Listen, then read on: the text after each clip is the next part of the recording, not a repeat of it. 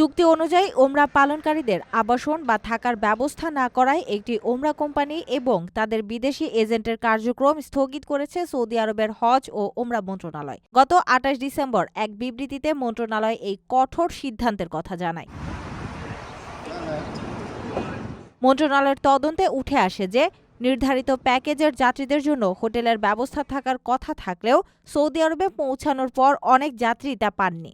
এটি ওমরা যাত্রীদের সেবা সংক্রান্ত নিয়ম ও নির্দেশনার স্পষ্ট লঙ্ঘন। ভুক্তভোগী যাত্রীদের অধিকার নিশ্চিত করতে এবং ভবিষ্যতে যেন এমন ঘটনার পুনরাবৃত্তি না ঘটে সেজন্য তাৎক্ষণিকভাবে অভিযুক্ত কোম্পানির বিরুদ্ধে এই আইনি ব্যবস্থা নেওয়া হয়েছে।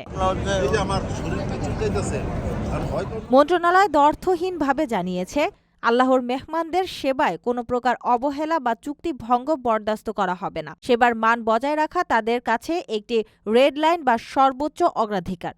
সৌদি ভিশন ২০৩০-এর লক্ষ্য অনুযায়ী যাত্রীদের অভিজ্ঞতা ও সেবার মান উন্নত করতে মন্ত্রণালয় বদ্ধপরিকর। তাই সব ওমরা কোম্পানিকে নিয়ম মেনে ও পেশাদারিত্বের সাথে সেবা প্রদানের কঠোর নির্দেশ দেওয়া হয়েছে।